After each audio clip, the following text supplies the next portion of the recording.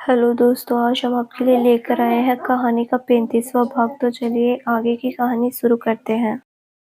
उर्वशी से बात करने के बाद से ही अनुषा बेचैन है। बेचैनी के मारे आज उसने लंच भी नहीं किया, अपने रूम से बाहर ही नहीं निकली। बिस्तर पर लेटे लेटे उसका मन सोच की गलियों में विचरण करने लगा। अपनी पर्सनल बातें उर्वशी आंटी से बताकर मैंने गलत तो नहीं किया। अगर निर्भय और उसके मम्मी पापा से कह दिया तो उल्टा असर ना हो। डिनर में इनवाइट किया तो जाना भी पड़ेगा, पर मैं जाऊंगी कैसे? कोई भी मुझसे बात नहीं करता। मैंने सच कहा तो सबको बहुत मर्जी लग गई। निर्भय को तो सच का सामना करना ही नहीं आता। मैंने सच कहा तो मुझसे रिश्ते तोड़ने पर आमादा हो गया। मैं भी देखती हूँ मुझसे रिश्ता तोड़कर कैसे रहता है। सब लोग उर्वशी आंटी के घर जाएंगे तो मुझे छोड़कर तो नहीं जाएंगी। निर्भय अवश्य मुझे बुलाने आएगा तो नखरा न दिखाकर चली जाऊंगी। उर्वशी आंटी को नाराज नहीं कर सकती। उर्वशी आंटी निर्भय को समझा सकती है। किसी तरह मैं निर्भय को उसको सौतेली माँ और सौतेली बहन से दूर रख पाऊँ, वही कोशिश करनी पड़ेगी। सोचते सोचते कब अनुषा की आंख लग गई उसे पता ही नहीं चला। जब वो सोकर उठी तो रात हो चुकी थी। कमरे में अंधेरा छाया हुआ था। घड़ी की ओर देखा तो 8 बज रहा था। जल्दी जल्दी फ्रेश होकर डिनर टेबल पर गई तो देखा खाना बन चुका है। अभी कोई भी नहीं है आसपास। खाने की खुशबू से उसकी भूख और जोर मारने लगी। मन ही मन कहने लगी, कोई आए उससे पहले मुझे खाना खा लेना चाहिए। मैं किसी से बात नहीं करूंगी। इस तरह मैं निर्भय को झुकाकर ही दम लूंगी। देखती हूँ कब तक मुझसे बात नहीं करता, कब तक मुझसे दूर रहता है। एक प्लेट में खाना लेकर वो अपने कमरे में आ गई। वहीं बैठकर इत्मीनान से खाना खाने लगी। डिनर करने के बाद अनुषा ने अपने मम्मी पापा को व्हाट्सएप वीडियो पर कॉल किया। उस समय अमेरिका में सुबह हुई थी। उसकी माँ गायत्री और पापा वेंकटेश दोनों सुबह सुबह इत्मीनान से बैठकर चाय पी रहे थे। संडे है इसलिए ऑफिस जाने का कोई टेंशन नहीं है। इस वीकेंड में लेखा, शंकर, शार्दुल तीनों आए हुए हैं। मोबाइल की रिंगटोन बज उठी तो गायत्री से मोबाइल उठाकर देखा अनुषा का व्हाट्सएप वीडियो कॉल है। गायत्री ने अपने पति की ओर देखकर कहा, अनुषा का वीडियो कॉल है, क्या करूँ, बात करूँ कि नहीं? उसकी बातें सुनकर मन तो नहीं हो रहा कि बात करूं। मुझे बहुत शर्मिंदगी महसूस हो रही है ये सोचकर कि मेरी बेटी की सोच कितनी नेगेटिव है। पूरे घर में उसने नेगेटिव रेंज फैला दी। सबसे अपना संबंध खराब कर लिया। जूही जी कितनी अच्छी लेडी है, उनके साथ भी अपना रिश्ता खराब कर लिया। लेखा और शंकर से भी अपना रिश्ता सही नहीं रखा। लेखा और शंकर दोनों फ्रेश होकर ऊपर से नीचे आए। जाते आते उन्होंने मामा मामी से बात करते सुना तो शंकर ने पूछा, किसके बारे में बात कर रहे हैं आप दोनों? किसने किसके साथ रिश्ता खराब कर लिया? गायत्री ने उदास होते हुए कहा, अनुषा का व्हाट्सएप वीडियो कॉल आया था, मोबाइल बजते बजते बंद हो गया। उस बारे में बात करें कि नहीं करें, हम डिलेमा में हैं। लेखा को अनुषा पर दया आई तो उसने कहा, ऐसा मत करिए मामी, बेचारी शादी के बाद एक बार भी नहीं आई। आखिर है तो आपकी बेटी, उससे गलती हो गई, समझाने पर समझ जाएगी। तुम्हारा जितना बड़ा दिल नहीं है उसका। कितनी बार समझा कर आई थी मैं। तुम्हारे मम्मी और पापा ने भी बहुत समझाया, निर्भय ने भी समझाया, मगर वो किसी की बात सुन ही नहीं रही है। उसे अपनी बेटी कहते हुए मुझे शर्म आ रही है। मामी ऐसा मत कहिए, आप उससे बात करिए, देखिए क्या कहने वाली है। किसी तरह समझाकर उसे रास्ते पर लाना ही पड़ेगा। शंकर ने रिक्वेस्ट की। बात करते करते दोबारा अनुषा का कॉल आया तो गायत्री ने रिसीव कर लिया। Hello mamma, how are you? Papa कैसे हैं? ठीक है हम, तुम कैसी हो? पापा मेरी ओर देख भी नहीं रहे। मम्मा मुझसे नाराज है क्या? बात संभालने के लिए शंकर ने सामने आकर कहा, hi Anusha, how are you? Shankar को देखकर अनुषा का चेहरा खुश होने की बजाय मुरझा गया। उसने अनमने मन से कहा, मैं ठीक हूँ शंकर भैया, तुम कब आए हो? कल ही आए हैं, सोचा इस वीकेंड मामा मामी के साथ मनाया जाए।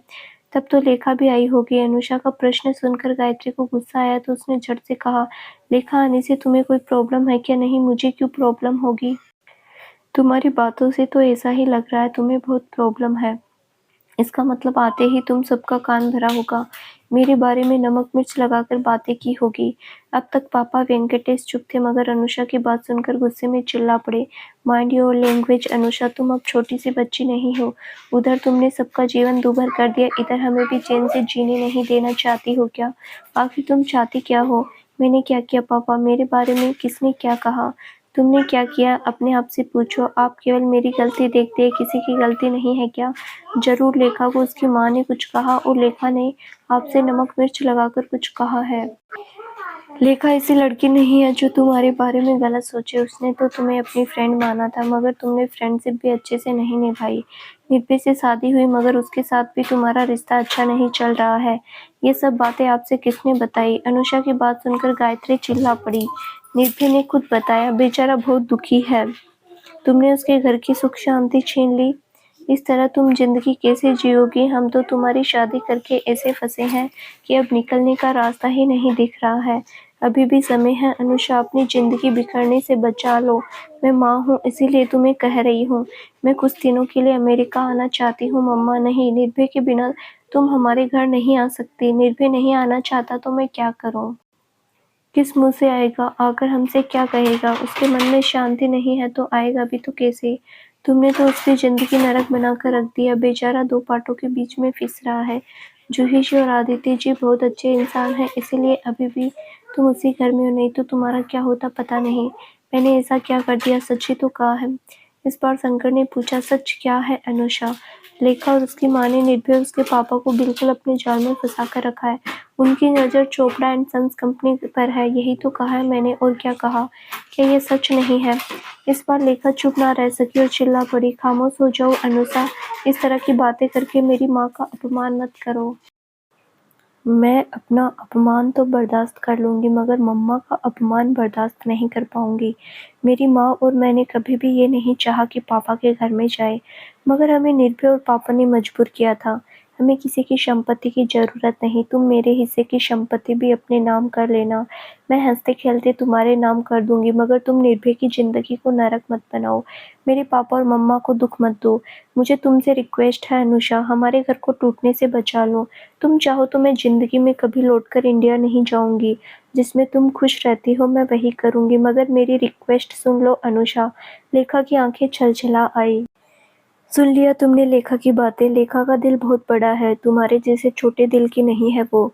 मुझे तो अपनी बेटी से पराई ज़्यादा अच्छी लग रही है। आज तक मैं अपनी बेटी को नहीं समझ पाई। सोचकर मुझे अपने आप पर गुस्सा आता है। गुस्से में बोल पड़ी गायत्री। मुंह बिचकाकर अनुषा ने उत्तर दिया, सब नौटंकी है। तुम सबको बुद्धू बना रही है। ठीक है, हम बुद्धू ही सही, हम जैसे हैं हमारे हाल पर छोड़ दो। तुम अपने बारे में सोचो। मैं तो अपने लोगों के पास आकर सारी बातें ठीक से बताना चाहती हूँ। फ़ोन पर इतनी बातें नहीं बताई जा सकती मम्मा। ज़ोर से बोल पड़ा वेंकटेश। कुछ बताने की ज़रूरत नहीं है अनुषा, और ना ही अमेरिका आने की ज़रूरत है। हमारे घर में तुम्हारे लिए अब कोई जगह नहीं है। तुम अपनी ज़िंदगी बर्बाद करना चाहती हो तो कर लो। हमने बहुत समझाया, समझा कर हार गए। ज़्यादा लाड प्यार का असर अब दिख रहा है। तुम्हारी मम्मी ने मुझे बहुत टोका कि अपनी बेटी को इतना लाड प्यार मत दो, मगर मैंने उस समय कभी सोचा ही नहीं था कि तुम्हारे अंदर इतनी नेगेटिव थिंकिंग डेवलप हो रही है। घर पर मेरा पूरा हक है। आप कैसे नहीं आने देंगे पापा? मैं अवश्य आऊँगी। हक है तो आओ, रहो इस घर में। कोई तुमसे बात भी नहीं करेगा। क्वारंटाइन में रहना अपने कमरे में बंद। जब आओगी तो बता देना। हम कुछ दिनों के लिए शंकर के पास जाकर रह लेंगे। अकेली घूमती रहना घर में। अगर ऐसे आना तुम्हें मंजूर है तो आ जाओ और अपना हक जताओ।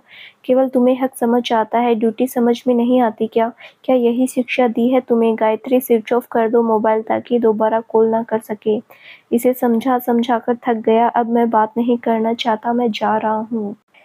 गुस्से में उठकर चला गया वेंकटेश। तो शंकर ने सामने आकर प्यार से कहा, अनुषा मेरी प्यारी बहन, ऐसा क्यों कर रही हो तुम? तुम इतनी एजुकेटेड लड़की हो, तुम्हारी सोच ऐसी क्यों हो गई? तुम्हारे अंदर क्या चल रहा है? खुलकर बताओ मुझे। तुम भी तो लेखा के हो गए शंकर भैया। मेरी बात क्यों नहीं सुनोगे? मैं लेखा का हूँ, मगर तुम्हारा भाई भी हूँ। ऐसी सोच कैसे डेवलप हो गई तुम्हारे अंदर? तुम हमेशा मेरी बहन रहोगी। तुम्हारी भी तो शादी हो गई निर्भय से, तो निर्भय क्या लेखा से दूर हो गया? ऐसा नहीं होता है। निर्भय ही तो मेरा नहीं है। अब वो अपने मम्मी पापा और लेखा का है, तभी मेरी कोई बात नहीं सुनता। तुम अगर गलत बात करोगी तो कैसे सुनेगा? उसके मम्मी पापा और बहन का अपमान करोगी तो तुम्हारा अपना कैसे बना रहेगा? शादी के बाद रिश्ते सारे टूट नहीं जाते, बल्कि रिश्तों को और मजबूत बनाना पड़ता है। तुम भी देखो करो, सबसे अच्छा रिश्ता बना कर रखो। सबको इज्जत दो, देखना तुम्हें कितना प्यार करेंगे। मुझे किसी का प्यार नहीं चाहिए। मैं अकेले भी जी सकती हूँ, जीकर दिखा दूंगी। कोई अकेले नहीं जी सकता, ये तुम्हारी बचकानी बात है। बी मैच्योर अनुषा, सब ठीक हो जाएगा। मुझे मेरे हाल पर छोड़ दो शंकर भैया, आप लोग खुश रहो, मम्मा पापा के साथ एंजॉय करो। मोबाइल स्विच ऑफ कर दो शंकर, और बात करने की जरूरत नहीं है, गायत्री ने गुस्सा होकर कहा। शंकर के हाथ से मोबाइल लेकर गायत्री ने कॉल ऑफ कर दिया और एक लंबी सांस लेकर खुद को रिलैक्स करने की कोशिश की। शंकर अनुषा को लेकर काफी चिंतित है, इसीलिए मामी से कहा, मामी अनुषा को किसी साइकियाट्रिस्ट को दिखाकर काउंसलिंग कराना पड़ेगा, अदरवाइज बात और ज्यादा बिगड़ सकती है। ठीक है, फिर तुम निर्भय को बता दो, काउंसलिंग करा देगा किसी साइकियाट्रिस्ट से। देखता हूँ मैं बात करके, आज ही रात को निर्भय से बात कर लूंगा। क्यों लेखा, हम दोनों मिलकर बात कर लेते हैं निर्भय से। ठीक है, बात करके देखते हैं। लेखा भी बहुत चिंतित है अनुषा को लेकर, क्योंकि वो अनुषा को सचमुच प्यार करती है। इतनी देर के बाद शार्दुल ने आकर कहा, खत्म हो गई अनुषा पुराण, पता नहीं इस लड़की को क्या हो गया। इतना अच्छा ससुराल मिला है, इतने अच्छे लोग मिले हैं, अगर अपनी जिंदगी को दोजख बनाने के लिए आमादा हो गई है। तूने सारी बातें सुन ली शार्दुल, शंकर ने पूछा। तभी तो कह रहा हूँ। शार्दुल के चेहरे पर भी चिंता की रेखा। सबको नॉर्मल करने के लिए लेखा ने कहा, सब चलो कॉफी पीते हैं पीछे गार्डन में बैठकर, तुम दोनों जाओ, मैं कॉफी बनाकर लाती हूँ।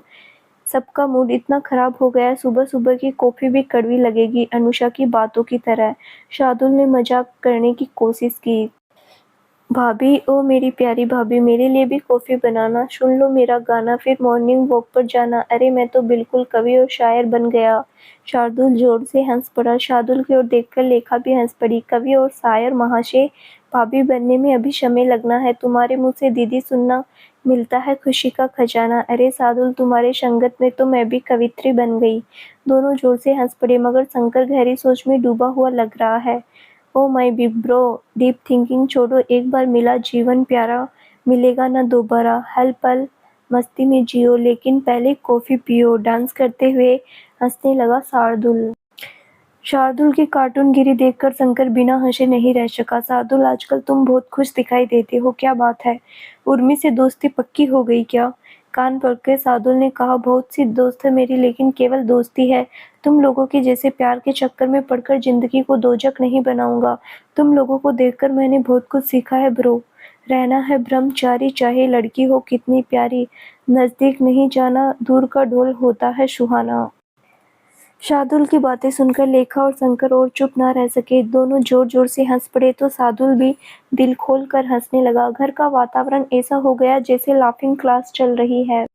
माँ गायत्री ने सबके सामने, खासकर लेखा के सामने, वीडियो कॉल बंद कर दिया तो अनुषा ने खुद को बड़ा अपमानित सा महसूस किया।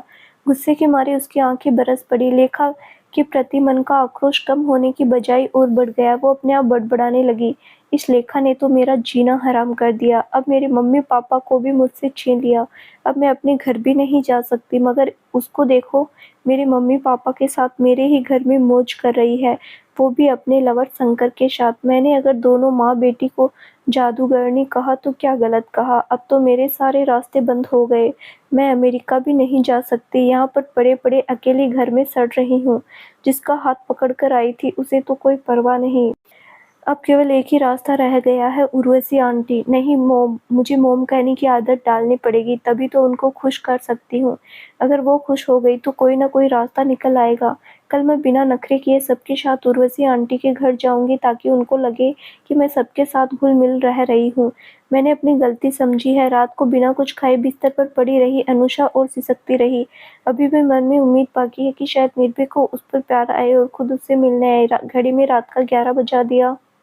मगर अनुषा की उम्मीद केवल उम्मीद बनकर रह गई। निर्भय नहीं आया। अनुषा उठी और आंखों में पानी का छींटा मारकर मुंह धोया, ताकि निर्भय को समझ में न आए कि वो बहुत देर तक रोती रही।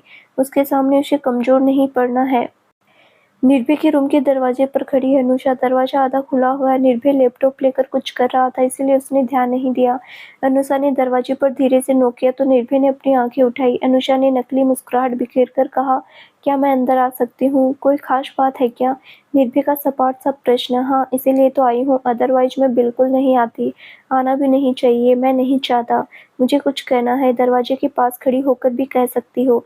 नहीं कोई सुन लेगा, इसीलिए अंदर आना चाहती हूँ। तुम्हारे और मेरे बीच में कोई भी प्राइवेट बात नहीं रह गई है। कोई सुन लेगा तो भी क्या फर्क पड़ता है, सबको सब कुछ मालूम है। फिर भी अंदर आकर ही कहना है। अनुषा धीरे से अंदर आकर निर्भय के सामने खड़ी हो गई। जो भी कहना है जल्दी से कहो और अपने कमरे में जाओ। निर्भय का चेहरा भावहीन। उर्वशी आंटी ने नहीं, मोम ने फोन किया था, डिनर पर बुलाया है कल। निर्भय को खुश करने के लिए उर्वशी को जानबूझकर अनुषा ने मोम कहा। अनुषा के मुंह से मोम शब्द सुनकर निर्भय सोचने लगा, जिनके साथ तुम रह रही हो वो तो तुम्हारी सासू माँ, उन्हें तो तुमने एक बार भी माँ कहकर नहीं पुकारा, हमेशा सौतेली माँ कहती रही। और जिनके साथ में रहना नहीं है उनको मोम कह रही हो। मुझे पता है, मुझे खुश करने के लिए कहा, मुझे तुम्हारा एक्टिंग अच्छे से पता है। मुझे पता है, मुझे भी फ़ोन किया था। मैं भी चलूँगी तुम लोगों के साथ, तुम्हारी मर्ज़ी, मैं प्रेशर नहीं दूँगा। कब जाओगे? कल 7 बजे तक तैयार रहना, 7 बजे हम निकलेंगे। निर्भय अनुषा कुछ कहने ही जा रही थी मगर निर्भय बीच में ही बोल पड़ा। हो गई बात खत्म, तो अपने कमरे में जाओ, मुझे एक ज़रूरी काम करना है। अनुषा फिर भी खड़ी है देखकर निर्भय ने फिर कहा, क्या हो गया? अब क्यों खड़ी हो? मुझे अपना काम करने दो। मम्मा पापा से बात हुई है? अच्छी बात है। मैंने अमेरिका जाने के लिए कहा था मगर उन लोगों ने मना कर दिया है। ये तो एक दिन होना ही था, इसमें आश्चर्य की क्या बात है? अब समझ में आ रहा है तुम गलत हो या सही। तुम्हारे खुद के मम्मी पापा भी अब तुमसे रिश्ता नहीं रखना चाहते।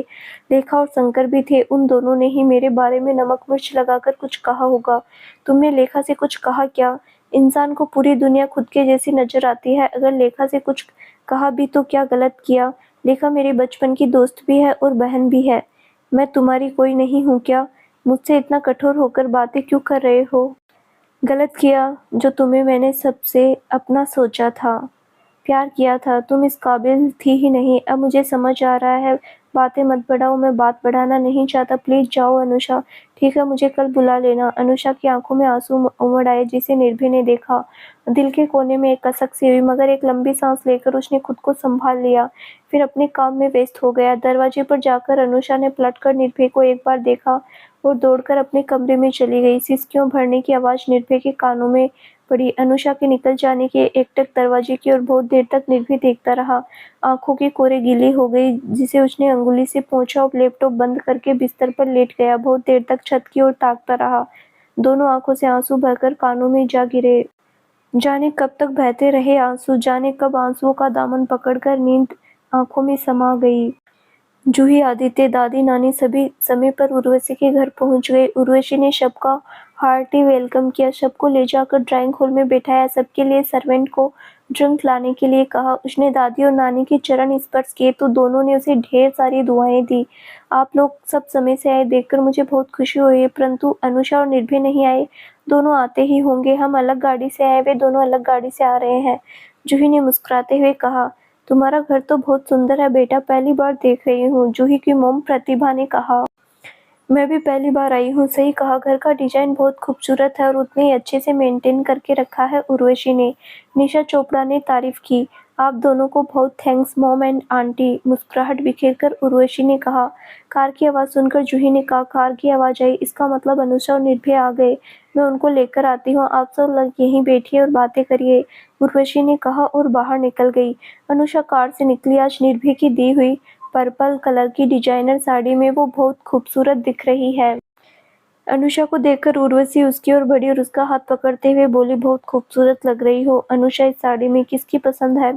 निर्भय की पसंद की साड़ी है, पर्पल कलर उसे बहुत पसंद है। Thank you aunty. नहीं नहीं मोम, यू वेलकम। आओ तुम दोनों अंदर आओ। अंदर आकर अनुषा ने देखा सब लोग बैठकर बातें कर रहे हैं। उसने किसी से कुछ कहा नहीं, चुपचाप आकर सोफे पर बैठ गई। निर्भय भी अपने पापा के पास बैठ गया। उर्वशी ने पूछा, तुम दोनों ठंडा पियोगे या गर्म? मैं ठंडा पीऊंगा मोम, निर्भय ने कहा। मैं भी ठंडा पीऊंगी मोम, अनुषा ने भी कहा। उर्वशी के लिए अनुषा के मुंह से मोम शब्द सुनकर जूही को थोड़ी सी ठेस लगी और आश्चर्यचकित होकर उसे देखने लगी और सोचने लगी, शादी हुए बहुत दिन हो गए मगर अभी तक अनुषा ने मुझे एक बार भी माँ या मोम कहकर नहीं बुलाया। उर्वशी से अभी मिली और उसे मोम कहकर बुलाने लगी। समझ नहीं आता इसके मन में क्या है। मैंने तो इसे अपनी बेटी से कम नहीं समझा मगर मुझे कभी माँ नहीं समझ पाई। वहाँ पर बैठे सब लोगों से अनुषा की बात पर गौर किया मगर किसी ने कुछ भी नहीं कहा। उर्वशी ने जूही की ओर देखकर कहा, जूही तुम मेरे साथ आना थोड़ी देर के लिए, मेरी जरा हेल्प कर देना। अनुषा अचानक बोल पड़ी, इनको क्यों बुला रही हो मॉम, मैं आकर हेल्प कर देती हूँ। नहीं नहीं तुम बैठो, तुम नई नवेली दुल्हन हो, तुमसे काम नहीं कराएंगे। जूही मेरी पुरानी फ्रेंड है, उससे काम लेंगे। हंसते हुए उर्वशी ने कहा। जूही उर्वशी के पीछे पीछे चल पड़ी। दोनों उर्वशी के बेडरूम में आ गई तो जूही ने पूछा, तुम मुझे बेडरूम में लेकर क्यों आई हो? तुम्हें तो हेल्प चाहिए थी। अरे कोई हेल्प नहीं चाहिए, सारा काम सेफ और सर्वेंट के हवाले कर दिया। फिर क्यों बुलाया मुझे? तुम बिल्कुल सीधी सादी रहोगी जिंदगी भर। तुमसे जरूरी बात करनी है इसीलिए बुलाया। क्या जरूरी बात करनी है? एक बात बताओ जूही, अनुषा से तुम्हारा रिलेशन कैसा है? ठीक है, एक सास और बहू का जैसा होना चाहिए वैसा है। नहीं, कुछ भी ठीक नहीं है। क्या ठीक नहीं है? मुझे तुम पर बहुत गुस्सा आ रहा है। तुम्हारे साथ इतना कुछ हो गया मगर तुमने मुझसे कुछ भी शेयर नहीं किया। मुझे तुम सही मायने में फ्रेंड समझती भी हो या नहीं? निर्भय मेरा भी बेटा है। निर्भय ठीक नहीं है, बेचारा बहुत परेशान है अनुषा को लेकर। अनुषा तुम्हें और लेखा को बहुत अपमान और मान कर रही है जिसके कारण निर्भय बहुत दुखी है। तुमने मुझे कुछ भी नहीं बताया मगर मुझे पता चल गया।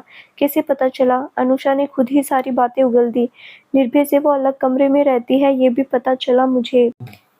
तुमसे मैं क्या कहती उर्वशी, मुझे मालूम है तुम दुखी हो जाओगी। मैं तुम्हें दुख नहीं देना चाहती। मुझे कोई दुख नहीं देना है। तुम खुद घुट घुट कर जी रही हो।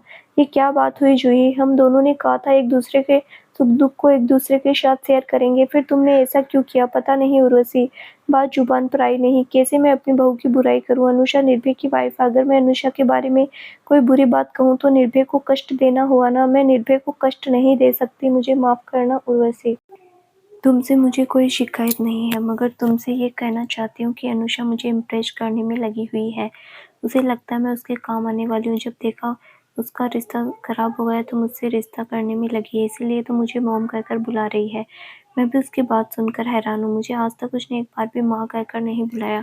ऊपर से इतनी खरी खोटी बातें सुनाई, इतना अपमान किया। रहने दो, उसकी बुराई करने से मेरा मन मेला होगा। आखिर मेरे निर्भय की वाइफ है। आज तुम्हें सब कुछ खुलकर बताना होगा जूही, मैं सब कुछ सुनना चाहती हूँ। सुनकर क्या करोगी? कुछ प्लानिंग है मेरे दिमाग में, तुम बताओ तो सही। मुझे लेखा को बिल्कुल भी बर्दाश्त नहीं कर पा रही है। हम दोनों को निर्भय की सौतेली माँ, सौतेली बहन समझ रही है। कहती है हम दोनों आदित्य की संपत्ति के लालच में उससे रिश्ता बनाया है, पर ईश्वर जानते कि हम दोनों तो आदित्य के पास आना ही नहीं चाहते थे। हमें तो निर्भय और आदित्य मना कर ले आए हैं। मुझे सफाई देने की आवश्यकता नहीं है जूही, मैं सब जानती हूँ। इतने सालों से तुम्हें देखा है, तुम्हें मैं पहचानती नहीं क्या? आदित्य से शादी करने के लिए तो मैंने भी तुमसे कहा था। मैं भी तो चाहती थी कि तुम मेरे निर्भय की माँ बन जाओ। अनुषा कहेगी और हम मान लेंगे, ऐसा हो सकता है क्या? मैंने तो हमेशा उसके साथ अच्छा व्यवहार किया, अपनी बेटी माना, मगर उसे हमसे इतनी परेशानी क्यों है? यही तो मुझे आज समझना है। तुमसे मैंने बातें जान ली, अब मुझे उससे सारी बातें सुननी है। उसके मन में क्या चल रहा है, क्या उसकी प्लानिंग है, उसकी साइकोलॉजी क्या है, सब जानकर मुझे किसी निर्णय पर पहुंचना पड़ेगा। उसे मैं तुम्हारे घर में अशांति नहीं करने दूंगी। निर्भय को देखकर मुझे बहुत तकलीफ होती है। उस बेचारे ने बहुत कुछ सहा है और इसका कारण मैं ही हूँ, इसीलिए उसके जीवन में खुशी लौटाना भी मेरा कर्तव्य है। बहुत दिनों से निर्भय उससे अलग कमरे में रह रहा, उससे बात भी नहीं करता, मिलता भी नहीं है। उसके अंदर ही अंदर कुछ टूट रहा है। मैं उसके चेहरे को देखकर समझ जाती हूँ। आखिर मैं एक माँ हूँ, मुझे कुछ कहता नहीं मगर आंखें सब बता देती। वैसे भी समझने वाली बात है, अनुषा से प्यार करके शादी की है। अनुषा से दूर रहने में उसे कितनी तकलीफ हो रही होगी मैं समझ सकती हूँ। ऐसा जीवन मैंने भी जिया है, इसीलिए मुझे और बुरा लगता है उसे देखकर। जूही की आंखें नम होने लगी। मुझ पर भरोसा रखो जूही, कोई ना कोई रास्ता निकल जाएगा। पहले मुझे अनुषा की साइकोलॉजी समझने दो। मुझे तुम पर पूरा भरोसा है उर्वशी। तुमने आज तक मेरे लिए जो भी किया सही किया, इसीलिए जीवन भर मैं ग्रेटफुल रहूंगी। मेरे प्रति ग्रेटफुल होने की कोई जरूरत नहीं है। तुमने भी तो मेरे निर्भय को बेटा माना और इतना प्यार दिया। चलो हम दोनों चलते हैं, तुम जाकर सबके साथ बातें करो। किसी बहाने मैं अनुषा को लेकर आती हूँ, उसको उसकी साइकोलॉजी समझने की कोशिश करती हूँ। जूही आकर बैठ गई। उर्वशी ने अनुषा से कहा, अनुषा मैं तुम्हारे लिए कुछ गिफ्ट लेकर आई हूँ, चलो तुम्हें दिखाती हूँ। गिफ्ट का नाम सुनते अनुषा की आंखों में खुशी की लहर दौड़ गई। सचमुच आप मेरे लिए गिफ्ट लेकर आई हो मॉम? हाँ तभी तो कह रही हूँ, चलो दिखाते। पहले तुम्हें दिखाते, तुम्हें पसंद आया कि ये नहीं तो पता चले, इसके बाद सबको दिखा देंगे। आओ मेरे साथ। उर्वशी के पीछे पीछे अनुषा खुशी से डोलती हुई उर्वशी के बेडरूम में पहुंच गई। ज्वेलरी बॉक्स निकालकर उर्वशी ने अनुषा के सामने खोला और कहा, देखो ये सेट तुम्हें पसंद है कि नहीं? ज्वेलर सेट देखकर अनुषा की आंखें खुली की खुली रह गई। वाह आंटी, नहीं मॉम, ये तो डायमंड सेट है। बहुत एक्सपेंसिव है, आपने इतना एक्सपेंसिव सेट मेरे लिए खरीदा, अनबिलीवेबल है। क्यों बिलीव क्यों नहीं है? तुम निर्भय की वाइफ हो, मेरी प्यारी daughter in law, you deserve it my dear. Baby की स्माइल थी उर्वशी ने। खुशी से अनुषा उर्वशी के गले लग गई। Thank you mom, thank you very much इतना एक्सपेंसिव ज्वेलरी सेट देने के लिए। मैंने तो आज तक ऐसा सेट नहीं पहना, अब तो तुम हमेशा पहनोगी, मेरी डॉटर इन लॉ बनकर जो आई हो। सच मॉम, बिल्कुल सच बेटा। अनुषा एक बात पूछूंगी, सच सच बताना। पूछो, क्या पूछना चाहती हो मॉम? आपसे कुछ नहीं छिपाऊंगी, आप सबसे ज्यादा वेल विशर हो मेरी। जूही तुम्हें कैसी लगती है? तुमसे प्यार करती है ना? बिल्कुल भी अच्छी नहीं लगती, आखिर निर्भय की सौतेली ही माँ तो है। सौतेली माँ कभी अच्छी होती है क्या? हाँ, मुझे भी ऐसा लगता है। जूही तुमसे प्यार नहीं करती होगी, केवल लेखा से प्यार करती होगी। मेरे ख्याल से मेरे निर्भय को भी सगा बेटा नहीं समझती। तुम्हारा क्या ख्याल है? आपने बिल्कुल सच कहा मॉम, यही बात तो मैं निर्भय को समझाना चाह रही थी, मगर निर्भय इतना सीधा है कि मेरी बातों का बुरा मान गया, मुझसे अलग कमरे में रहने लगा। अभी हमारी नई नई शादी हुई, ऐसा लगता है क्या मॉम? आप ही बताओ। नहीं, बिल्कुल भी अच्छा नहीं लगता। लेखा कैसी लड़की है? तुम तो लेखा के साथ बहुत रही हो। मोम, वो भी तो सौतेली बहन है। सौतेली बहन और कितनी अच्छी हो सकती है? पापा की संपत्ति पर दोनों की नजर है, तभी तो बुढ़ापे में पापा से शादी कर ली। अगर वो सही होती तो पापा उनको छोड़ देते क्या? अच्छी नहीं है, तभी तो पापा ने उन्हें छोड़कर आपसे शादी कर ली थी। मुझे ये समझ नहीं आ रहा कि पापा से आपका अलग होने का कारण भी वही है। मैं सच कह रही हूँ ना मोम? हाँ, कुछ सच और कुछ नहीं। वो तो बहुत लंबी कहानी है, बाद में कभी बताऊंगी। जूही से और लेखा से तुम्हें खतरा महसूस होता है क्या? बिल्कुल मॉम, दोनों बहुत खतरनाक है। मुझे ऐसा लगता है एक दिन बुद्धू बनाकर निर्भय से सारी संपत्ति दोनों माँ बेटी हड़प लेगी और हम सबको रास्ते पर लाकर खड़ा कर देगी। इसीलिए तो हमेशा मैं निर्भय को सावधान करती रहती हूँ, उसे उन लोगों से मिलने नहीं देना चाहती, मगर क्या करूँ? निर्भय मुझे गलत समझता है। अब आप ही बताओ मैं क्या करूँ? मैं जो कहूँगी तुम मानोगी? बिल्कुल मानूंगी मॉम, आप मेरी सगी मॉम हो। वो तो सौतेली है, आप बहुत इंटेलिजेंट और समझदार हो, मुझे सब पता चल गया। आप कहो मुझे क्या करना पड़ेगा, जिससे कि मैं निर्भय की सौतेली माँ सौतेली बहन से मुक्ति पा सकूं। जब तक दोनों है तब तक मैं उस घर में राज नहीं कर सकती। माँ बेटी का राज चलता है उस घर में। पापा तो दोनों माँ बेटी की जाल में बुरी तरह फंस चुके हैं। पापा बहुत अच्छे और सीधे हैं, निर्भय भी बहुत बड़े दिल का, इसीलिए तो दोनों की चतुराई समझ नहीं पा रहा है। तुम्हें उन दोनों से थोड़ा बहुत कॉम्प्लेक्स होने लगा है ना? दोनों है ही ऐसे, अच्छे अच्छे को कॉम्प्लेक्स होने लगा। दोनों ही बहुत खूबसूरत है, इंटेलिजेंट है, बहुत नॉलेज है। मैं तो उनके सामने बहुत कम पड़ जाती हूँ, तभी तो अपने रास्ते से दोनों को हटाना चाहती हूँ। आप ही कोई उपाय बताओ ना मोम, जिससे कि मैं निर्भय और दोनों खुशी खुशी जिंदगी जी सके। एक काम करो, कल तुम 12 बजे मेरे ऑफिस आओ, वहीं बैठकर हम आराम से बात करेंगे। तुम्हें क्या करना है मैं डिटेल में बताऊंगी। यहाँ पर ज़्यादा देर बात नहीं कर सकते हैं, हम लोग ड्राइंग हॉल में बैठे हैं, सुन लोगे तो बहुत खतरा हो जाएगा। चलो हम लोग चलते हैं। वे लोग सोच रहे होंगे दोनों सास बहू पता नहीं क्या गुटुरगु कर रही है। खुशी से अनुषा का चेहरा खिल उठा, मुस्कुराकर कहने लगी, ठीक है मोम, कल मैं ऑफिस आती हूँ, वहीं बैठकर बात करेंगे। उर्वशी अनुषा की मुखता पर मंद मंद मुस्कुराने लगी। ड्राइंग हॉल की ओर जल्दी जल्दी अनुषा खुशी खुशी उसके पीछे चलने लगी। उर्वशी के मन में चल रही योजना के बारे में उसे कुछ समझ नहीं आया। खुद को जो बहुत बुद्धिमान समझता है, अक्सर वह इंसान जड़ मूर्ख ही कहलाता। आज अनुषा का हाल भी वही है। देखते आगे आगे उर्वशी की योजना और समय क्या रंग लाता है। उर्वशी और जूही दोनों समय से ऑफिस पहुंच गई। उर्वशी की योजना अनुसार दोनों आमने सामने बैठे हैं कुछ खास बात करने के लिए। दोनों के हाथ में एक कप कॉफी, थोड़ा रिलैक्स हो सके। उर्वशी के मन में क्या चल रहा है, उसने क्या योजना बनाई, अभी तक जूही को कुछ नहीं पता। जूही को जानने की तीव्र इच्छा है, मगर मन में एक डर भी है, ये सोचकर कि कहीं चाल उल्टी न पड़ जाए। दोनों थोड़ी देर चुपचाप बैठकर कॉफी पी रही थी। आखिर अधीर होकर जूही ने पूछा, तुम क्या करने वाली हो उर्वशी? मुझे तो डर लगता है कहीं कुछ गड़बड़ न हो जाए, आखिर मेरे निर्भय के जीवन का सवाल है। निर्भय की चिंता मुझे नहीं है क्या जूही? तुम डरो मत, मैं यूं ही सक्सेसफुल बिजनेस वूमन नहीं हूँ। कुछ कुछ राजनीति मुझे भी आती है, बहुत आड़े टेढ़े लोगों से पाला पड़ा है। अनुषा तो बच्ची, उसे समझ जाना, सही रास्ते पर ला बाएं हाथ का खेल है। फिर भी मुझे बताओगी नहीं तुम क्या करने वाली हो? मुझ खुद पर भरोसा नहीं है क्या? खुद से भी ज़्यादा भरोसा है, फिर डर क्यों रही हो? मन से डर निकाल दो, डर-डर कर ज़िंदगी जीना छोड़ दो। बिना डरे अगर अनुषा से थोड़ा स्ट्रिक्टली पेश आती तो वो इतनी आगे नहीं बढ़ सकती। अब तो पानी सर के ऊपर से गुज़र चुका है, कुछ तो करना ही पड़ेगा। तुम्हारी प्लानिंग क्या है? थोड़ी-सी हिंट तो दे ही सकते हो। मैंने उसे 12 बजे ऑफ़िस में बुलाया, मैं उससे पहले बात करूँगी, फिर तुम्हारे पास भेजूँगी। मेरे पास क्यों भेजोगी? मुझसे तो कभी तमीज़ से बात ही नहीं करती, ऑफ़िस में उल्टी-पुल्टी बातें करेगी तो लोग सुनेंगे, कोई सीन क्रिएट नहीं होना चाहिए। इतने सालों की मेहनत से जो इज़्ज़त कमाई सब धूल में मिल जाएगी। जूही चिंतित दिख रही थी। कोई सीन क्रिएट नहीं होगा, तुम्हारे सामने जो अनुषा आएगी वो बिल्कुल बदली हुई अनुषा होगी।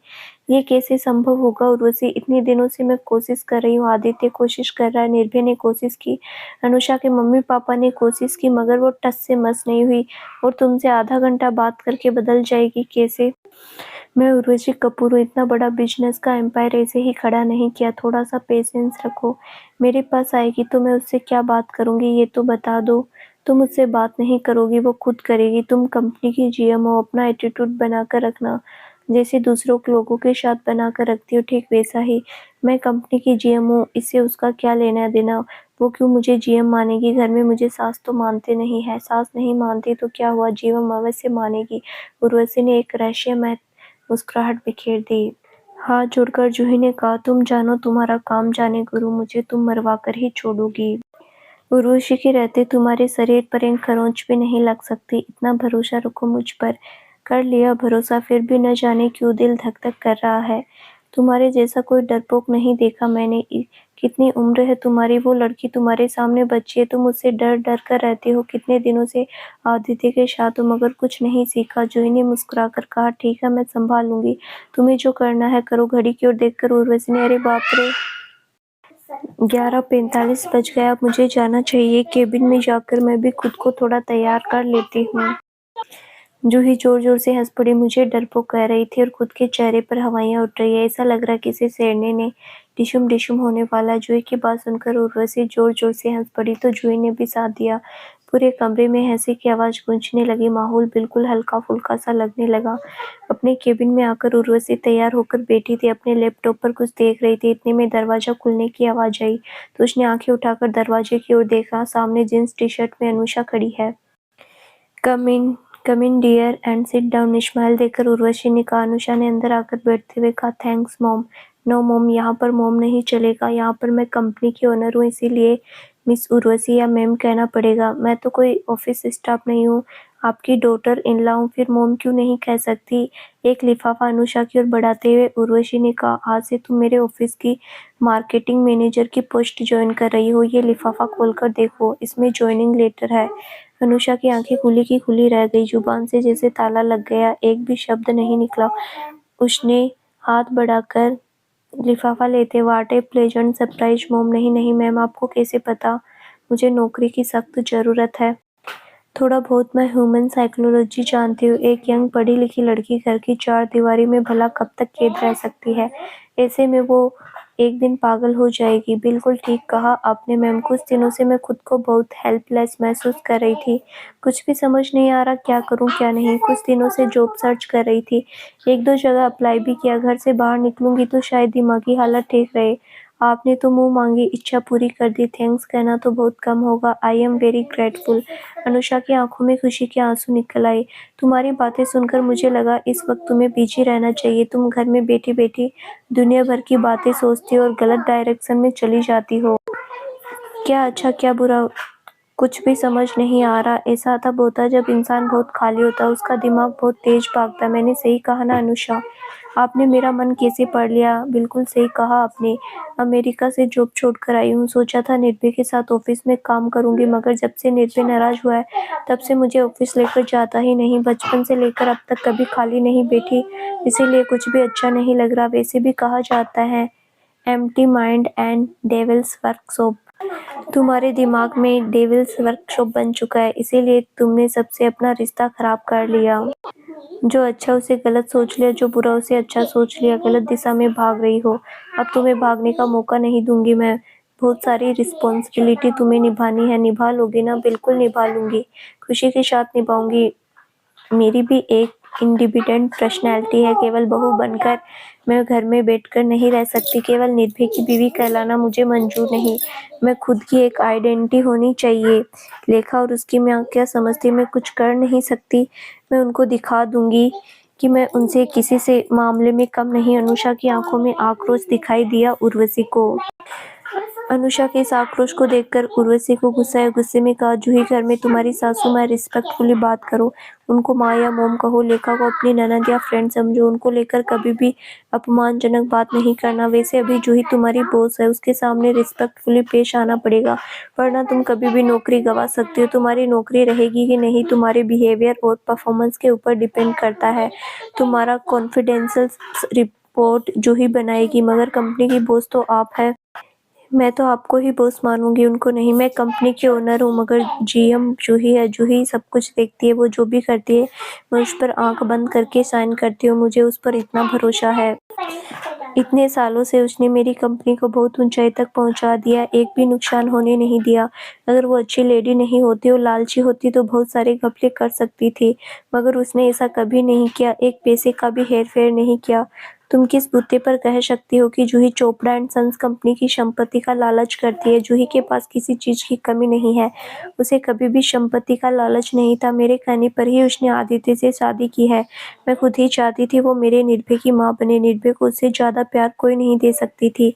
मैंने तुम्हें पहले भी कहा, अब भी कह रही हूँ, जूही के खिलाफ मैं कोई भी अपमानजनक शब्द बर्दाश्त नहीं कर सकती। अगर तुम्हें नौकरी चाहिए तो तुम्हें जूही को रिस्पेक्ट करना पड़ेगा, अदरवाइज तुम्हारे हाथ से ये नौकरी चली जाएगी। सोच लो तुम क्या करना चाहते हो। आई थिंक तुम्हें मेरी बात अच्छे से समझ आ गई। डिसीजन तुम्हारे हाथ में, तुम्हें क्या करना है। बाहर जाकर थोड़ी देर बैठकर सोच लो, फिर जूही से जाकर मिलो, वो तुम्हारे सारा काम समझा देगी। लेकिन ma'am, no no more arguments, don't forget I am the owner of this company. Office में तुम्हारी नज़र मेरे सामने नीचे रहनी चाहिए। घर में तुम भले ही मुझसे बात कर लो, मजाक कर लो, चलेगा, मगर ऑफिस में मेरे सामने नज़र नीचे ही होनी चाहिए। और कभी भी ऐसा दिखाने की कोशिश मत करना कि तुम मेरी रिश्तेदार हो। तुम केवल एक एम्प्लॉय हो मेरे ऑफिस की, इससे अधिक कुछ नहीं। तुम नहीं तो कोई और सही लोगों की कमी नहीं है। इस देश में भी बहुत एजुकेटेड लोग हैं। केवल अमेरिका वाले एजुकेटेड नहीं है, बल्कि अमेरिका में तो इंडियन लोग भरे हुए हैं। सब ऊंची ऊंची पोस्ट पर इंडियन लोग बैठे हुए हैं। इसीलिए कभी भी किसी इंडियन को अंडर एस्टिमेट मत करना, अंडरस्टैंड? ओके मैम, तो मैं अभी जाऊँ? अनुषा का चेहरा देखने लायक था। एक और बात पूछनी थी तुमसे। क्या पूछनी है? पूछिए मैम। तुम्हारा एजुकेशन क्या है? स्कूलिंग कहाँ से की है? किस यूनिवर्सिटी से आगे की डिग्री ली? स्कूलिंग मैंने न्यूयॉर्क सिटी के गवर्नमेंट स्कूल में की। उसके बाद अंडरग्रेड न्यूयॉर्क में ही एक यूनिवर्सिटी से की। एमबीए मैंने बोस्टन यूनिवर्सिटी से की। कौन सी यूनिवर्सिटी?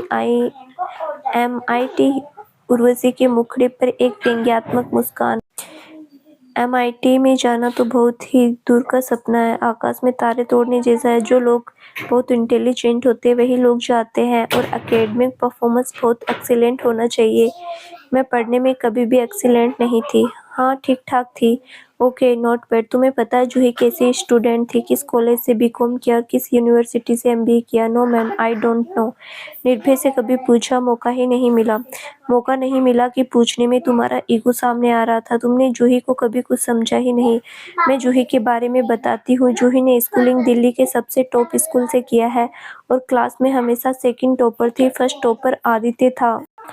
ऑल इंडिया में 10th और 12th में मेरिट पे आई। उसके बाद दिल्ली के एक top college Delhi business school से बीकॉम किया। After that London business school से MBA किया। MBA में भी उसका टॉप परफॉर्मेंस रहा। किसी के बारे में बिना जाने तुमने उसे गलत समझा, क्योंकि तुम अपने आप को बहुत इंटेलिजेंट और एक्स्ट्रा ऑर्डिनरी समझती हो। तुम्हारे अंदर इन्फेरियोरिटी और सुपीरियरिटी कॉम्प्लेक्स दोनों एक साथ काम कर रहा है। That's why you are very confused. मैंने कुछ गलत कहा क्या? मैम, आप जो कह रही सब बातें सही है ऐसा तो नहीं है, कुछ बातें गलत भी हो सकती है। तुम बताओ कौन सी बात गलत है?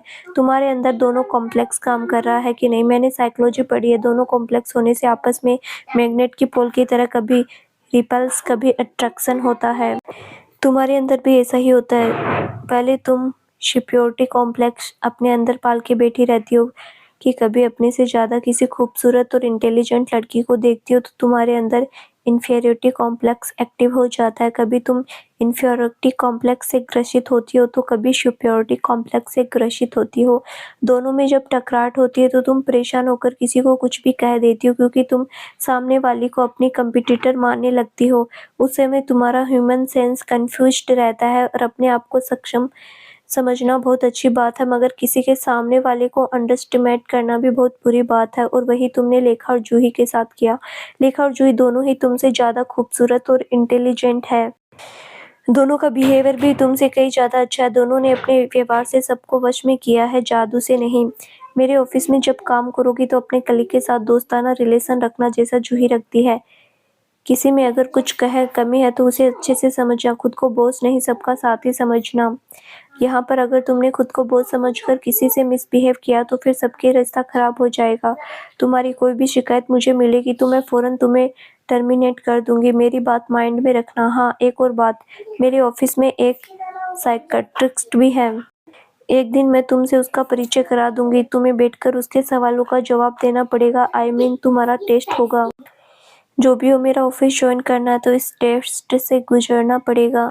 साइकियाट्रिस्ट के हिसाब से अगर तुम अनफिट निकली तो तुम्हारी नौकरी गई। मैं किसी बीमार इंसान को अपने ऑफिस में नहीं रखती, तभी मैं इतनी सक्सेसफुल हूँ। सारी बातें करते समय उर्वशी बहुत स्ट्रिक्ट थी। उर्वशी, इतनी सारी बातें सुननी पड़ेगी, कभी भी नहीं सोचा था अनुषा ने, मगर अभी नौकरी की बहुत ज़रूरत है, इसीलिए मजबूर होकर सारी बातें सुनी। बस थोड़ा बहुत से उसे समझ में आ रहा कि उर्वशी के सामने लेखा और जूही को लेकर कोई गलत बात नहीं कही जा सकती। उर्वशी बहुत धाकड़ लेडी है। जूही लेखा के बहुत करीब है। उसने डरते डरते पूछा, मैम अब मैं जाऊं? Yes, you may go now. क्या करना है सोच लो, फिर जूही से मिलो। उर्वशी ने एक बार भी अनुषा की ओर नहीं देखा, अपने लैपटॉप में कुछ जरूरी काम करने लगी। अनुषा ने सोचा उर्वशी उसे देखकर खूबसूरत स्माइल देगी, मगर ऐसा नहीं हुआ। उर्वशी की कल का रूप और आज के रूप में जमीन आसमान का फर्क देखकर वो हैरान है। कौन सी उर्वशी असली है, कल वाली है आज वाली, उसे समझ नहीं आ रहा। उर्वशी का ये रूप देखकर अनुषा की आंखों में आंसू आ गए, मगर यहाँ पर कुछ नहीं कह सकती। कुछ कहेगी तो हो सकता है गार्ड के द्वारा बाहर निकाल दी जाए। उसे इस वक्त नौकरी की भी बहुत ज़रूरत है। वैसे भी अभी अमेरिका से आई है, इसीलिए इंडिया से जल्दी जॉब मिलेगी इसकी संभावना कम है। अभी तक उसका ग्रीन कार्ड भी बनकर तैयार नहीं है। ऐसे में कोई कंपनी नौकरी देगी भी या नहीं। निर्भय को दिखाना चाहती है कि वो किसी से कम नहीं है, किसी से, अर्थात लेखा और उसकी माँ जूही से कम नहीं है। उर्वशी ने ह्यूमन कॉम्प्लेक्स पर जो इतना बड़ा भाषण दिया, उसमें से कुछ भी अनुषा को समझ आया कि नहीं, ये तो केवल अनुषा ही जानती है। धीमे कदमों से वो उर्वशी के कमरे से बाहर निकली। बाहर निकलकर थोड़ी देर बाहर कुर्सी पर बैठ गई और सोचती रही। उसके मन का जोश और ऊर्जा दोनों ही शिथिल पड़ चुकी है। थोड़ी देर बाद जूही के कमरे की ओर आहिस्ता आहिस्ता कदम बढ़ाने लगी। देखकर लग रहा जैसे किसी तरह शरीर को धकेलते हुए ले जा रही है। तो दोस्तों, अब आगे क्या होगा जानने के लिए इस कहानी का अगला भाग जरूर देखें, जो बहुत जल्द ही इस चैनल पर आगे प्रसारित किया जाएगा। धन्यवाद।